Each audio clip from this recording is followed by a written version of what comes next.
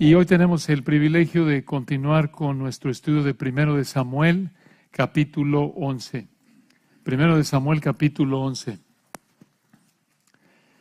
Normalmente, cuando quieres comprar un auto, si hay un auto que te interesa, haces una prueba de manejo.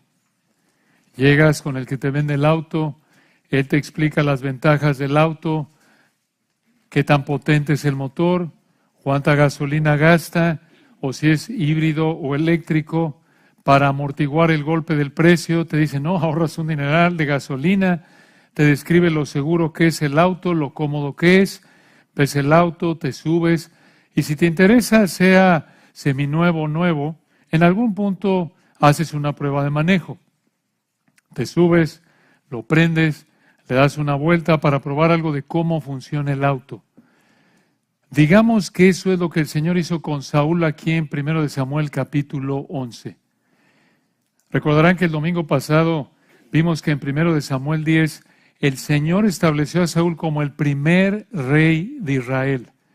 Y ahí vimos cómo le dio a Saúl todo recurso divino para que Saúl reinara de una manera agradable al Señor. Es como si en el capítulo 10 el Señor le dijo a Saúl, mira, aquí tienes la certeza, la capacidad, la instrucción, el personal, todo lo necesario y más para que tú seas un rey fiel a mí. Es como si el Señor le dijera, mira Saúl, ¿quieres una prueba de manejo? Para que veas cómo funcionan todos los recursos que te di para que me seas un rey fiel. Muy bien, aquí está, capítulo 11. Saúl, vente, te voy a dar una prueba de manejo.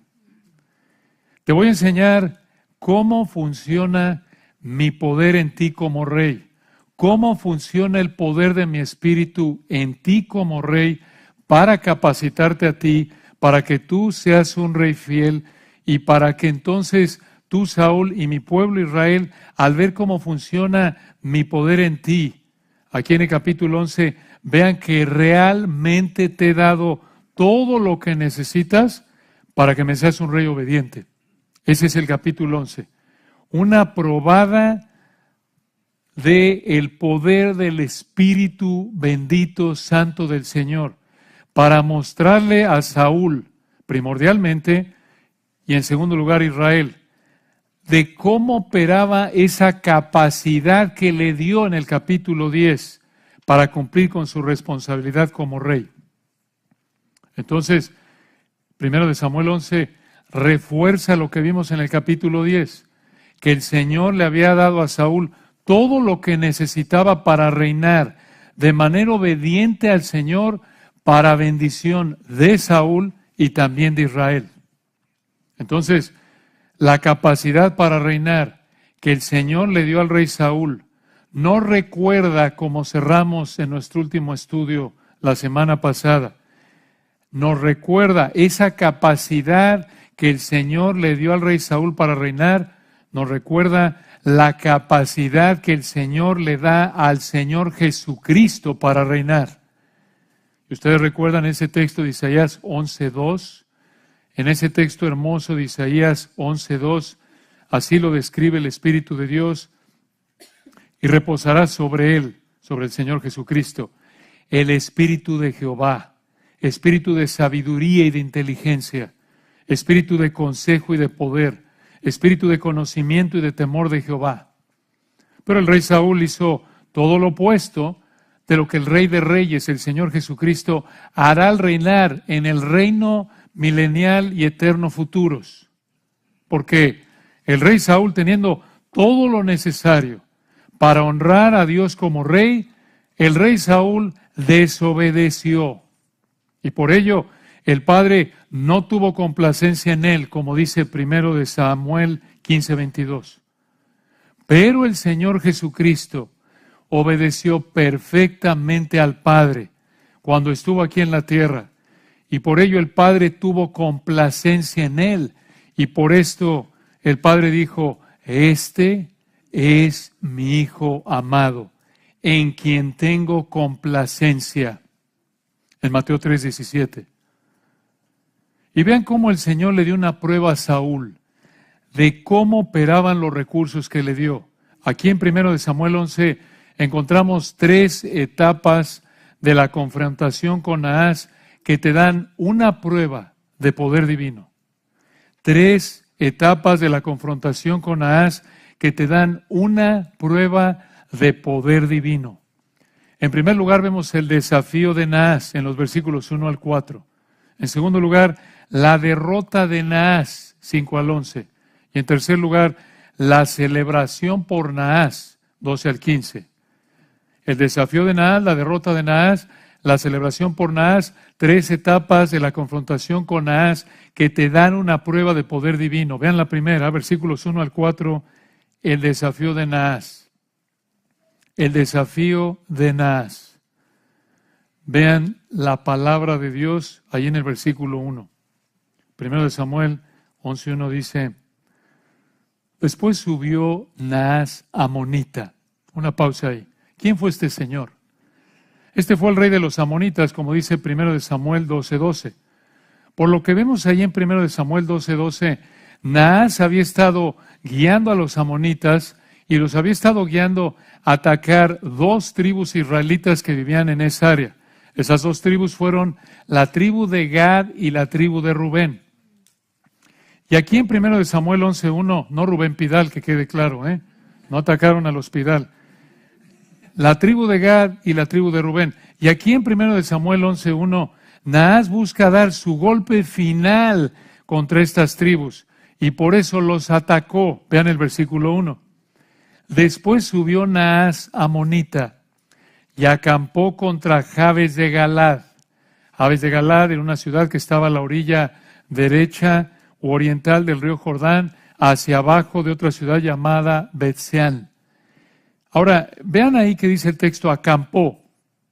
Acampó.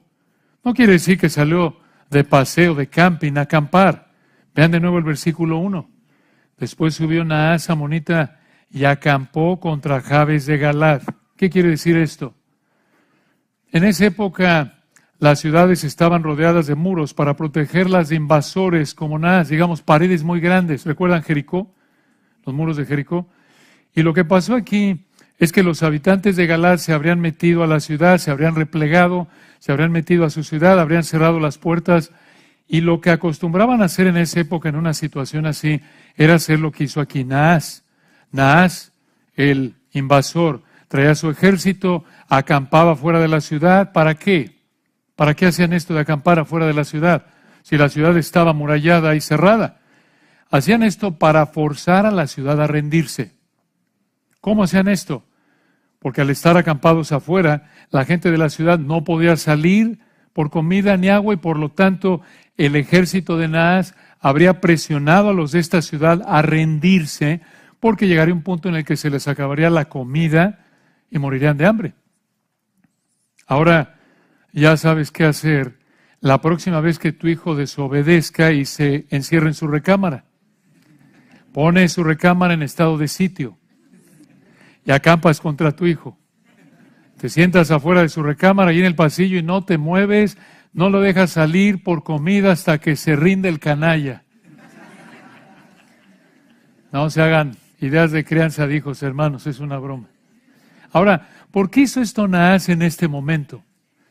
Por lo que vemos en el capítulo 10 y por lo que vemos en Jueces 21-24, aparentemente Naas atacó Jabes de Galad en este momento para medir la fuerza del nuevo rey de Israel, Saúl. Escuchen esto, Saúl habría tenido parientes ahí en Jabes de Galad y fue esa ciudad la que atacó Naas. Entonces, este rey Naas planeó cuidadosamente el momento y el lugar en el que atacaría. Pero en estas situaciones en las que una ciudad estaba en estado de sitio y los invasores estaban acampando afuera para presionar a que la ciudad se rindiera, llegaban a negociar para terminar el estado de sitio. Y como lo explica un comentarista, esto les ayudaba a los dos lados, a los invasores y a los que estaban defendiendo la ciudad, les ayudaba a las dos partes, porque para la ciudad en estado de sitio le permitía salir y conseguir comida, y también para el ejército que acampaba fuera de la ciudad, también le ayudaba a terminar con el sitio. Digo, vean una ilustración moderna, Rusia invadiendo Ucrania. Rusia está siendo desgastada, está gastando mucho dinero, está perdiendo soldados. No solo Ucrania está siendo afectada, pero también el ejército invasor. Esto nos da una idea de lo que estaba pasando ahí. Entonces, el ejército que acampaba fuera de la ciudad también era ayudado si terminaban con este estado de sitio. ¿Y saben por qué específicamente? Porque sitiar una ciudad tenía sus riesgos. Para el ejército que estaba acampando afuera de la ciudad había riesgos. ¿Por qué? Porque estar acampando ahí por un tiempo largo a la intemperie, ahí en el exterior, era incómodo, podía exponer a las tropas a ciertas enfermedades y dependiendo de la situación podía llegar un aliado de la ciudad que invadían y atacaban al ejército invasor, porque obviamente las ciudades que estaban siendo atacadas no se quedaban con los brazos cruzados. Y esto nos ayuda a entender por qué los hombres de Jabes, los hombres de la ciudad invadida, le hicieron una propuesta al rey invasor Naas para terminar con el estado de sitio. Véanlo ahí en el versículo 1. Primero de Samuel 11:1. Dice ahí el texto: después subió Naas, amonita, y acampó contra Jabes de Galad. Y todos los de Jabes dijeron a Naas: haz alianza con nosotros y te serviremos. En otras palabras, vamos a hacer un acuerdo y nos volvemos tus siervos. ¿Qué significa esto? En esa época, esto habrá significado que le iban a pagar algún tipo de impuesto y le iban a servir en lo que el rey Naas dijera. Prácticamente, aquí Naas había ganado. Ellos se habían rendido al decirle esto. Yo no esperaría que Naas dijera, muy bien, ahí quedó todo, pero vean cómo respondió el rey Naas, versículo 2. Vean la manera cruel y soberbia en la que respondió. Versículo 2. Y Naas amonita le respondió: con esta condición haré alianza con vosotros, que a cada uno de todos vosotros saque el ojo derecho y ponga esta afrenta o esta burla en el hebreo, esta desgracia sobre todo Israel. ¿Por qué? ¿Por qué este rey Naas quería sacarles el ojo derecho a todos estos hombres israelitas? ¿Era el precursor de los piratas del Caribe? Quizás para que terminara con un parche en el ojo derecho. ¿Acaso era Naas Sparrow? Claro que no. Naas quería sacarles el ojo derecho a estos hombres porque de esta manera no podían, obviamente, pelear también en la guerra, pero los podían mantener como esclavos. Era una manera, hermanos, despiadada, brutal, obviamente, de tratarlos.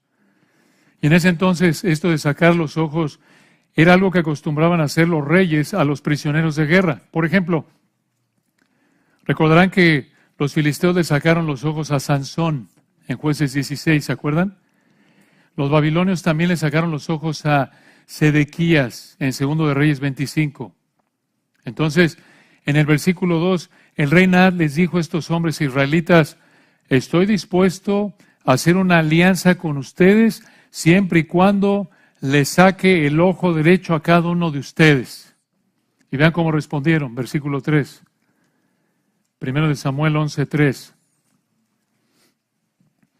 Entonces los ancianos de Jabes le dijeron: danos 7 días, una semana, para que enviemos mensajeros por todo el territorio de Israel, y si no hay nadie que nos defienda, saldremos a ti. En otras palabras, danos 7 días para buscar ayuda del resto de los israelitas para defendernos de ti, y si no encontramos a nadie, te decimos. Ahora, por el versículo 4, que es el siguiente versículo, Naas aceptó la propuesta. ¿Por qué? Digo, ¿no fue tonto que Naas los esperara para ver si encontraban ayuda para defenderse de él? ¿Por qué no simplemente les dijo que no? ¿Por qué? La verdad, hermanos, es que no sabemos por qué este rey amonita aceptó esta propuesta. Quizás por un sentido falso de misericordia, quizás por una confianza soberbia que pensó, bueno, pues, ¿qué hagan? Si les doy un mes no van a poder contra mí. Pues no sabemos realmente, pero por lo que sea, Dios en su gracia providencial hizo posible esto, y como dice el versículo 3, estos hombres mandaron mensajeros por todo el territorio de Israel para buscar hombres que les ayudaran a defenderse contra Naas. Y vean lo que pasó en el versículo 4. Versículo 4, llegando los mensajeros a Gaba de Saúl, observen, en esta ciudad vivía Saúl, estaba unos 5 kilómetros, unas 3 millas hacia arriba, al norte de Jerusalén. Y vean versículo 4, llegando los mensajeros de Gaba de Saúl, a Gaba de Saúl, dijeron estas palabras en oídos del pueblo. ¿Qué palabras? Que le iba a sacar los ojos Naas. Y todo el pueblo alzó su voz y lloró. ¿Por qué? ¿Por qué lloraron? Porque estaban aterrados de Naas y no veían salir de esta situación tan terrible. Pero el Señor llevó esta situación a este punto para mostrar su poder. Y esto lo vemos en el resto del capítulo, porque los iba a liberar por el poder del Espíritu usando a Saúl. Pero aquí están donde el Señor los quería que estuvieran, donde el Señor quería que estuvieran, como lo hace el Señor en nuestras vidas en tantas ocasiones. Dices tú, ¿cómo? Nadie me ha amenazado de que me va a dejar tuerto. Probablemente no, pero en su providencia, el Señor nos coloca muchas veces en una situación en la que no tenemos salida en términos humanos. Hermanos, siempre dependemos del Señor de manera total. Él nos da vida, aliento y todas las cosas. Si Jehová no edificare la casa, en vano trabajan los que le edifican. Dependemos de Él en todo. Hasta aquí nos ayudó Jehová. Pero el Señor nos coloca en situaciones así muchas veces para que recordemos y estemos más conscientes desde el punto de vista humano de que así es siempre. Y desde nuestro punto de vista nos coloca en una situación en la que somos totalmente impotentes de resolver la situación. Muchas veces el Señor nos coloca en circunstancias en donde somos totalmente incapaces de resolver la situación fuera de que Él intervenga. De nuevo, así es siempre, pero desde el punto de vista humano. Así lo hizo con Pablo, por ejemplo, en 2 Corintios 1, 8 y 9. Ahí en 2 Corintios 1, 8, Pablo dijo, recuerdan, porque hermanos, no queremos que ignoréis acerca de nuestra tribulación que nos sobrevino en Asia. En otras palabras, fuimos afligidos en Asia, pues fuimos abrumados sobremanera, más allá de nuestras fuerzas, de tal modo que aún perdimos la esperanza de conservar la vida. Pero tuvimos en nosotros mismos sentencia de muerte para que no confiásemos en nosotros mismos, sino en Dios que resucita a los muertos. Hermanos, así como Pablo, el Señor nos puede colocar en dificultades de las que no podemos salir. Situaciones de dificultad, situaciones de sufrimiento, que hacen que nuestra confianza en nuestra capacidad, en nuestras amistades, en nuestro dinero, en nuestros recursos, se derrumben. Situaciones en las que nuestra confianza en nuestra capacidad humana para resolverlas es impotente, es inútil. Y por lo tanto, situaciones en las que no podemos confiar en ningún recurso humano para resolver el problema. Y la única manera de enfrentarlas es en obediencia, confiando al Señor, orando a Él. Obediencia dependiente, sumisa en oración a Él. Y hermanos, ahí es donde el Señor nos quiere, humillados frente a Él, en dependencia de Él. Y en ese punto muestra su poder. Y lo muestra como lo hizo con Pablo en 2 Corintios 1, librándonos de la situación de una manera que para nosotros es imposible de poder haber concebido, no de manera milagrosa, pero sí de manera sobrenatural, en términos de su providencia, vamos a decirlo así para ser más exactos, no milagrosa, sino providencial.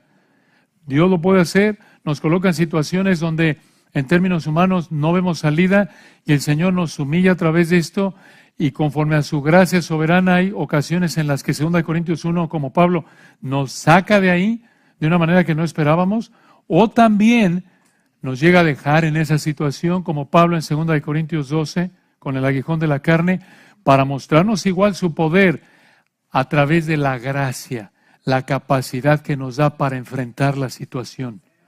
De cualquiera de las dos maneras, el Señor muestra su poder, librándonos de una manera que no esperábamos o fortaleciéndonos para que podamos enfrentar la situación como le agrada a Él. Y aquí en 1 Samuel 11, entonces, vemos 3 etapas de la confrontación con Naas, que te dan una prueba de poder divino.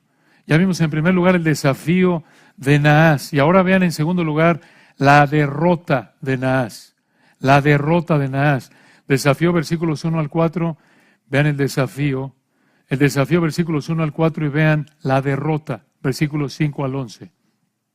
Recuerden, versículo 4, el pueblo de la ciudad de Gaba estaba llorando, desconsolado, porque tenían miedo de la amenaza de Naas. No pensaban que hubiera manera de salir de esta amenaza. Escuchen, en ese momento exacto, de nuevo, vean la precisión del plan del Señor. Nada de coincidencias. En ese momento exacto, el Señor los tenía donde quería para mostrar su poder mediante Saúl. Versículo 5. Y he aquí, versículo 5, ahí en el hebreo, he aquí, atención a lo que viene, llama la atención, es como una sorpresa. Pero vean lo que viene, es la idea aquí. Versículo 5, he aquí Saúl que venía del campo tras los bueyes. ¿Cómo? ¿No era el rey? ¿Qué está haciendo? Bueno, esto indica que Saúl siguió trabajando como agricultor mientras empezaba a ejercer su reinado, a funcionar como rey. Entonces, versículo 5, Saúl no tiene idea de lo que está pasando, porque versículo 5, él venía del campo, él no estaba ahí cuando llegó esta noticia, y él, versículo 5, venía del campo tras los bueyes, y dijo Saúl, y esto a punto, hermanos, observen, que prácticamente Saúl en términos humanos es otro humano. Él está como seguía trabajando, como un hombre que está tras los bueyes, como agricultor. En otras palabras, la idea aquí en cierta manera es, ¿qué va a hacer contra Naas?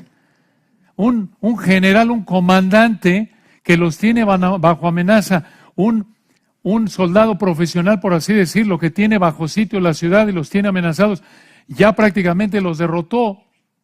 ¿Qué va a hacer este versículo 5, este agricultor que sí tiene el título de rey? Pero ¿qué va a hacer contra ese hombre, ese soldado profesional, ese comandante Naas, que sabe cómo pelear, que había sitiado la ciudad y que ya alcanzó la meta de su sitio, ya se rindieron? ¿Qué va a hacer este agricultor?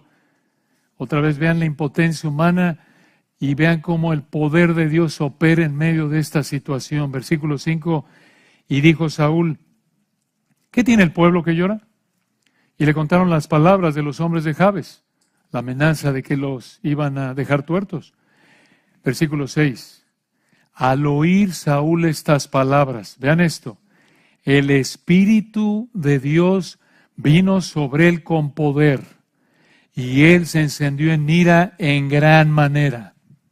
Ya no está el agricultor, sí está el agricultor, pero aquí ya intervino el Señor. Vean este versículo, observen que Saúl no respondió en el 6 al escuchar que dijeron los hombres de Jabes.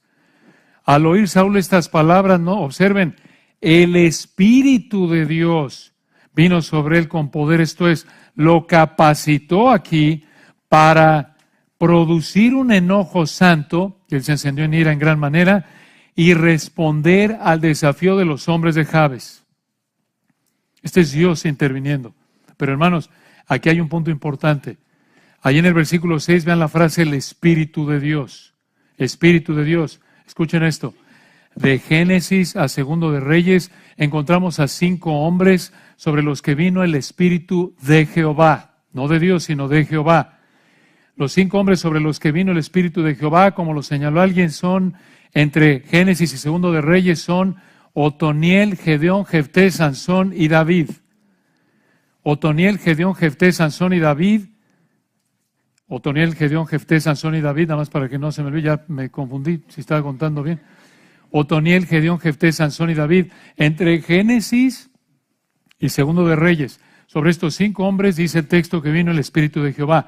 Y también en esa misma parte de las Escrituras, de Génesis a Segundo de Reyes, vemos que solo hay 2 hombres sobre los que se dice que vino, dice el texto, no el Espíritu de Jehová, sino el Espíritu de Dios.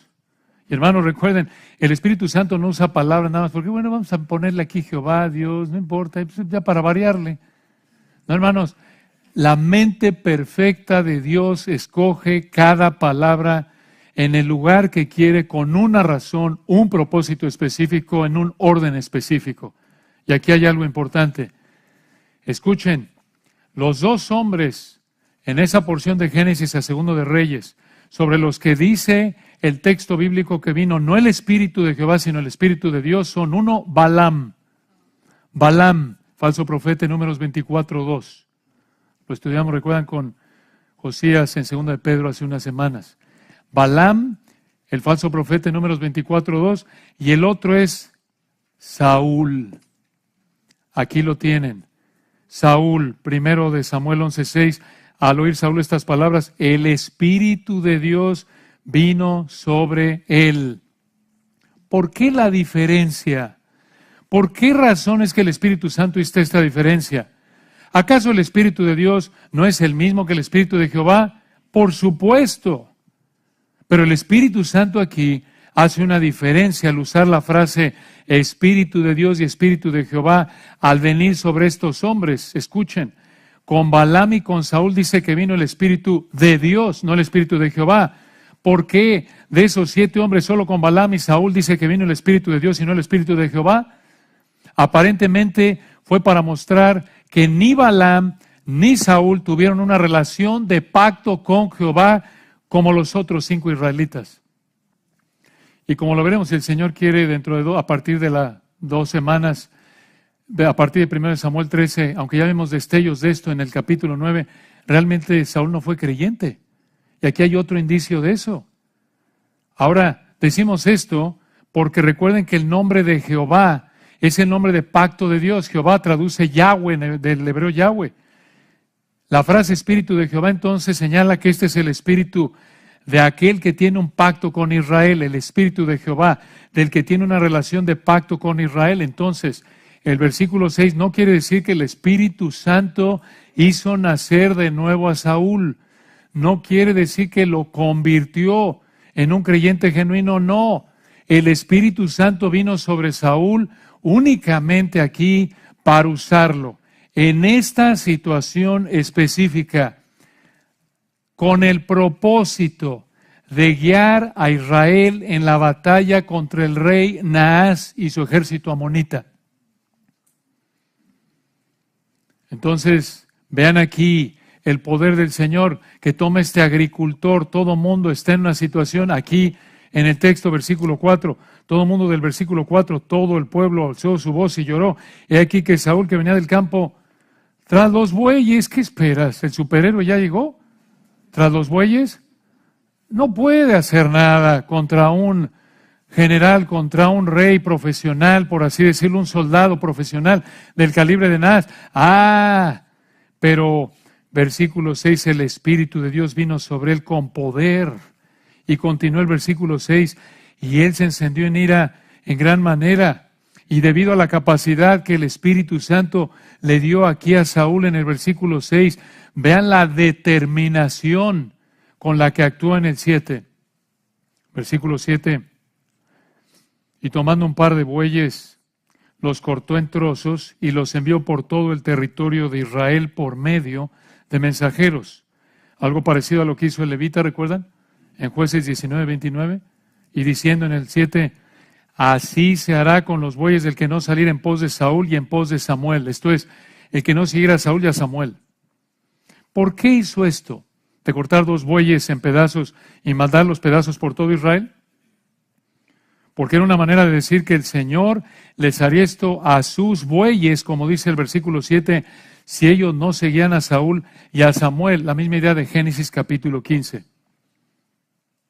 Pero vean que Saúl y Samuel aquí estaban trabajando juntos, con el mismo propósito, misma meta, de derrotar al mismo enemigo. Y vean lo que hizo el Señor. Otra vez, vean aquí al Señor interviniendo. Versículo 7 al final. Observen la última frase del 7. Y cayó temor de Jehová sobre el pueblo, y salieron como un solo hombre. Vean, hermanos, la mano de Dios en este asunto.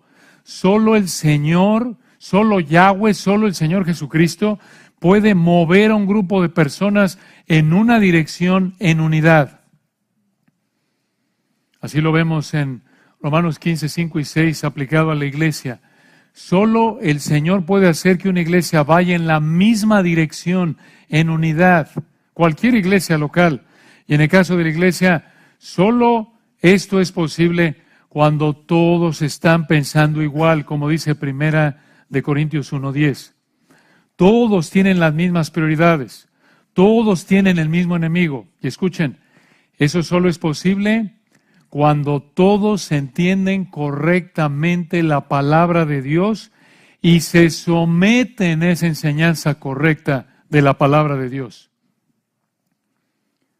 Es nuestra oración que el Señor mantenga esta iglesia local en esa dirección. Es nuestra oración que el Señor mueva en la misma dirección de unidad que honra al Señor a toda iglesia local. Y oremos que comience con los pastores y proteja a los pastores, con pastores que se someten a las Escrituras. Es lo mismo con una familia cristiana. Cuando tienes a un esposo y esposa creyentes, si entienden lo mismo, la enseñanza sana de las Escrituras y se someten a la misma, va a haber unidad. Ese va a ser el camino a la unidad. Cuando tienes, por ejemplo, una iglesia donde hay, digamos, dos pastores formando o parte del consejo pastoral y uno ve algo como un enemigo y el otro no, no va a haber unidad entre ellos ni entre la iglesia. Ambos necesitan entender quién es el enemigo tal como lo define la palabra de Dios. Porque piensa, si uno ve las ideas del mundo que se oponen a la Biblia como un enemigo y el otro no, no va a haber unidad.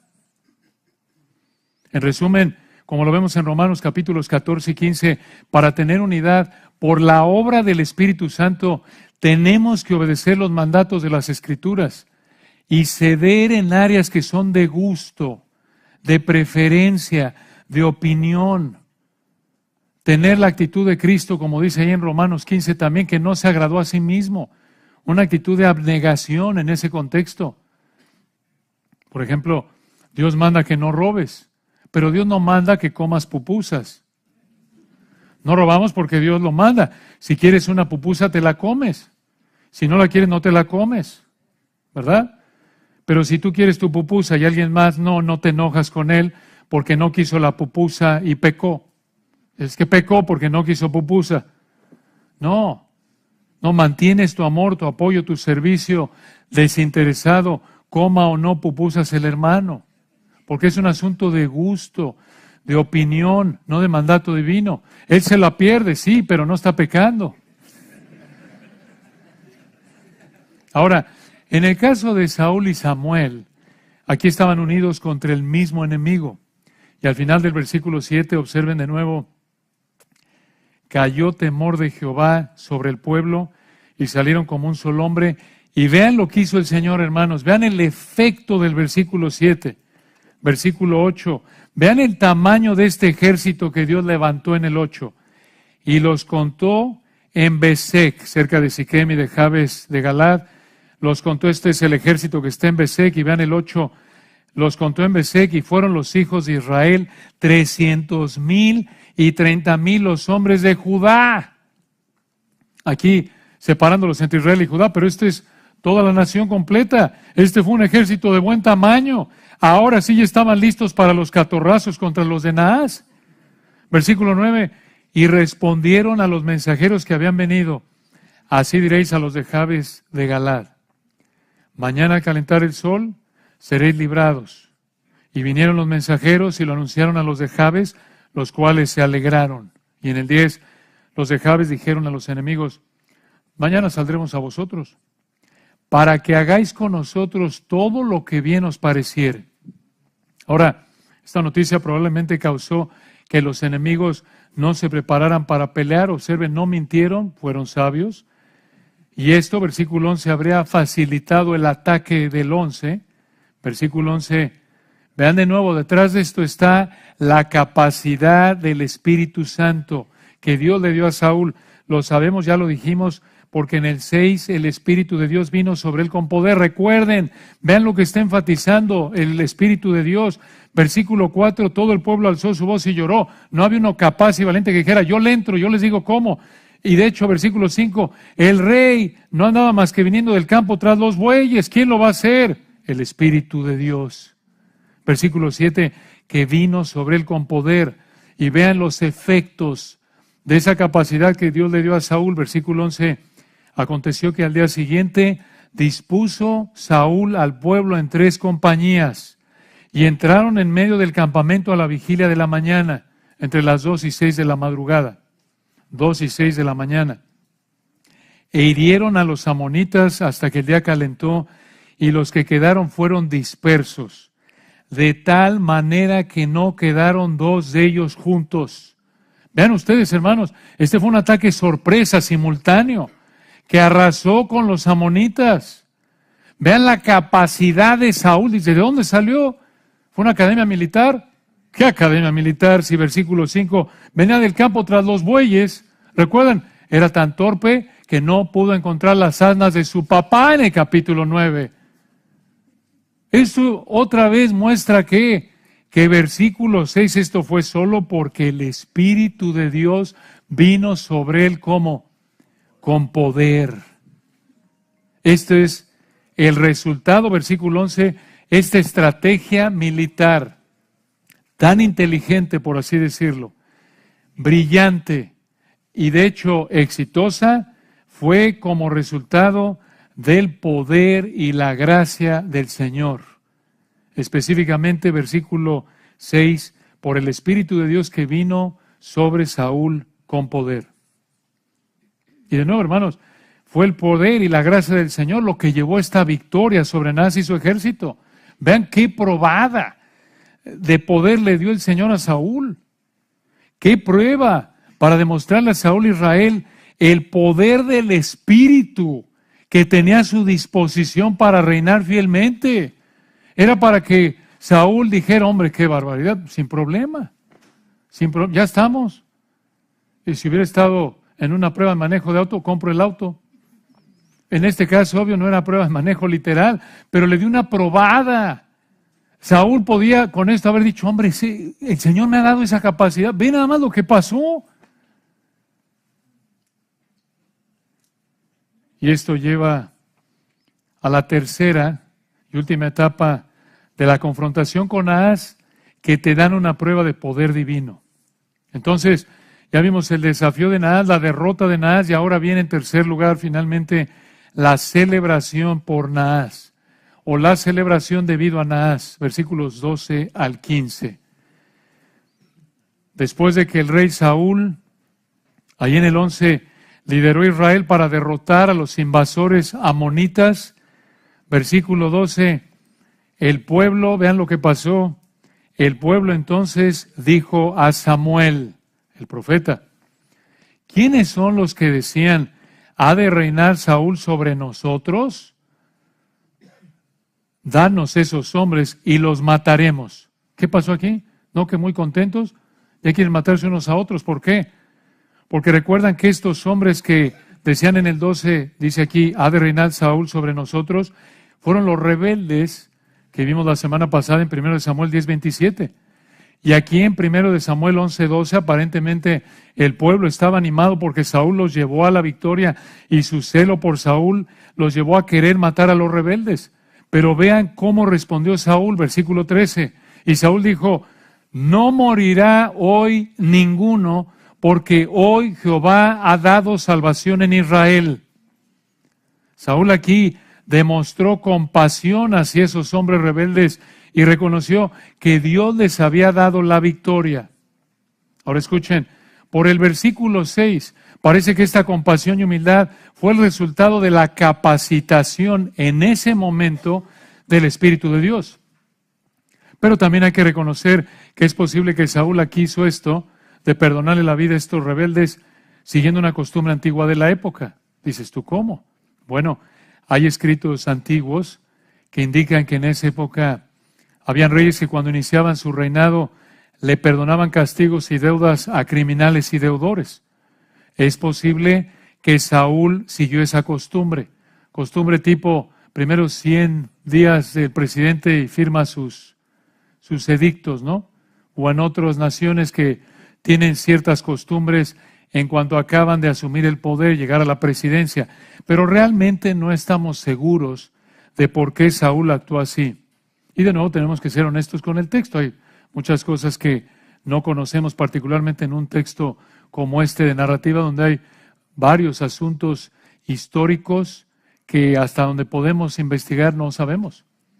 Pero de cualquier manera, como siempre, el Señor en su soberanía estaba detrás de esto. Y para que no se desanimen, no digan, uy, pues no sabemos nada entonces. Dices que no sabemos y no sabemos y no sabemos. ¿Qué sabemos? Sabemos lo que el Señor quiere que sepamos. Aquí está. No necesitamos saber más. Si el Señor quiere que sepamos algo más, nos lo va a presentar de manera clara en el texto. Y recuerden, la palabra de Dios es suficiente para llevarnos a salvación y para enseñar, redarguir, corregir, instruir en justicia, a fin de que podamos madurar espiritualmente y honrar al Señor. Entonces no se desanimen. Vean lo mucho que conocemos. Entonces, el Señor en su soberanía estaba detrás de esto, y vean versículo 14, cómo Samuel apoyó esta respuesta de Saúl. Primero de Samuel 11:14. Mas Samuel dijo al pueblo, venid, vamos a Gilgal. Gilgal, ciudad importante, recuerden, Gilgal estaba entre Jericó y el Jordán, y fue un lugar importante porque vimos ahí en 1 de Samuel 7:16 que ahí juzgaba Samuel.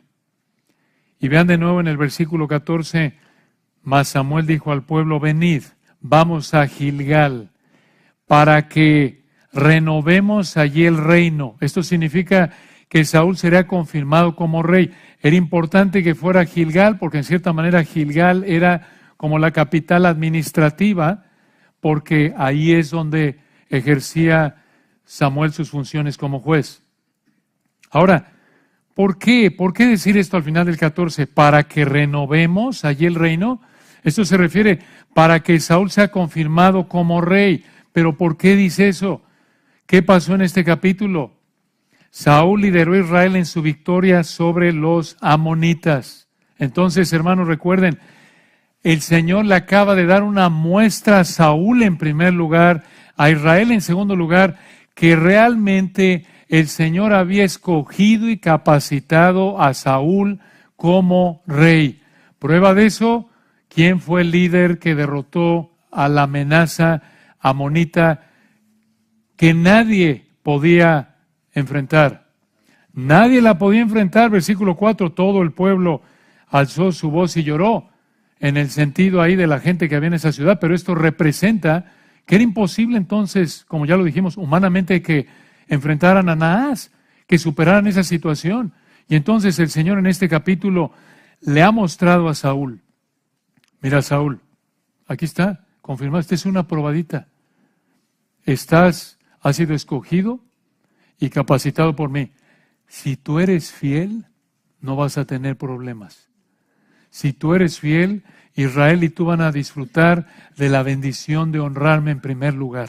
Ve nada más lo que hice.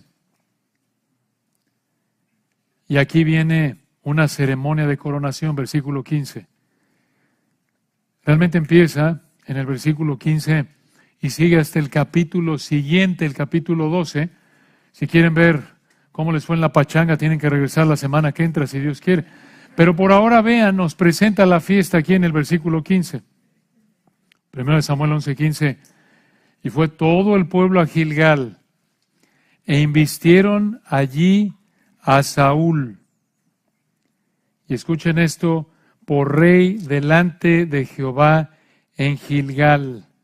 Y sacrificaron allí ofrendas de paz delante de Jehová, y se alegraron mucho allí Saúl y todos los de Israel. En esta ceremonia de coronación adoraron con gratitud al Señor mediante estas ofrendas. Y según Levítico 3, estas ofrendas de paz demostraron comunión con el Señor. Y la idea aquí entonces es esta. El Señor le había dado a Saúl todo lo necesario para que fuera un rey fiel. Y le dio una prueba clara de esto en la victoria sobre Anás. Esto demostró el poder y gracia incomparables del Señor, porque Saúl tuvo la oportunidad de someterse al Señor, y eso también demostró el poder y la gracia del Señor para Israel. Dices tú, ¿cómo? Bueno, porque recuerden, en el capítulo 8 Israel rechazó al Señor como su rey, pidió un rey humano. A pesar de eso, el Señor, como lo vemos aquí en el capítulo 11, les dio en Saúl a un rey con todo lo necesario, todo el equipamiento, todo el equipo necesario para que disfrutaran de nuevo de la bendición de tener un rey piadoso, fiel al Señor. Tenía todo lo necesario. Y hermanos, así es con nosotros. Nos muestra su gracia, nos muestra su poder al darnos todo lo necesario como cristianos para agradarlo. E incluso también nos da una prueba de ese poder y gracia cuando andamos en el Espíritu. ¿Cómo puedes vivir gozoso, agradecido, no quejándote, dispuesto a servir a otros, no buscando pelearte con otros, sometiéndote a la palabra de Dios para que el Espíritu te controle? Efesios 5, 18 al 21. Así es la única manera en la que puedes vivir. Y hermanos, si el Señor quiere, la semana próxima veremos cómo el servicio de todo corazón opera en el capítulo 12 de 1 de Samuel. Oremos.